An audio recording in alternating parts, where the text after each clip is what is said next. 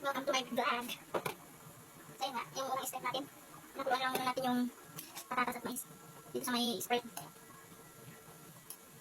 Para pag ihahalo natin mamaya sa hipon at tawang, malambot na. Yan. Hintayin lang natin haluto.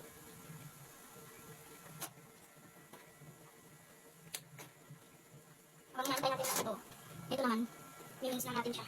Okay, so, ayos.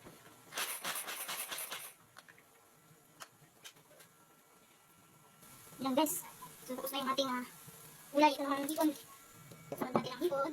So yan, antayin lang natin magpulo at magkulay-pula na. Sabi nang magtinda sa akin, hipon dagat daw ito eh.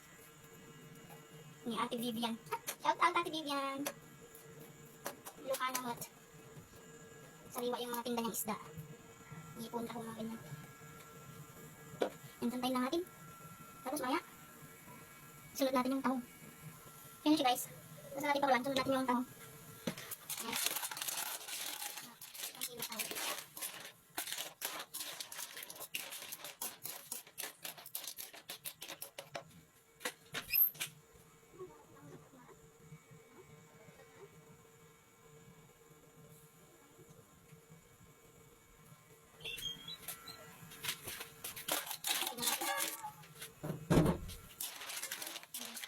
Ngayon lang natin nabumpa. After, pinigil. Bigyan natin tayo. Bigyan natin mga push.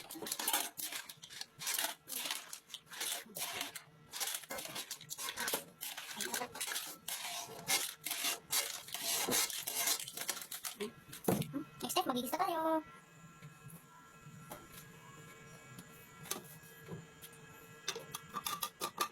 Ito yung butter natin guys. 100 grams pa rin. So ito yung meron sa ref eh. Kaya ito na lang gamitin natin na sindihan kabili eh. Hindi natin lahat yung guys. Mas masarap sa garlic seafood.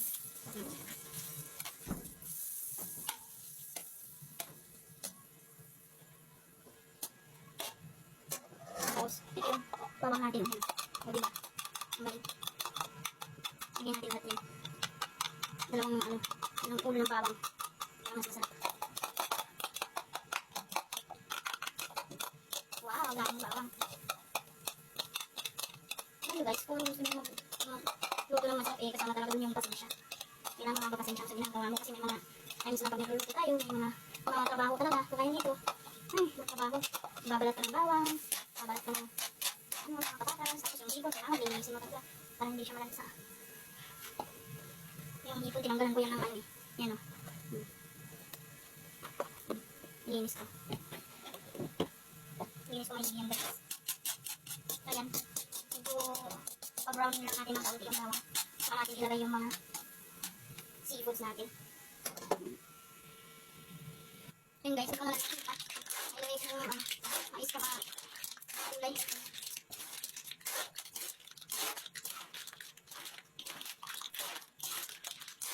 Bawang. Talagang basta kumihan yung bawang. Ayun guys. Gusto ko magluto lang dito sa bahay guys. Umaasa sa tapos ng mga ganitong pagkain. Kasi at least ito alam mo yung binin mo, tapos lutuin mo. Alam mo kung anong timpla yung gusto mo. Yung timpla ng gusto ng asawa ko. Ayun. Para sa akin mas okay yung magluluto dito sa bahay. Makakatipid ka na. Mas marami. Mas masarap pa. Siyempre.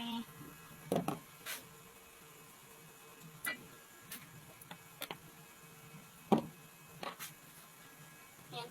Lagyan ko lang kunting balansi lang. Pambalansi lang sa ano. Sabi. Ayan.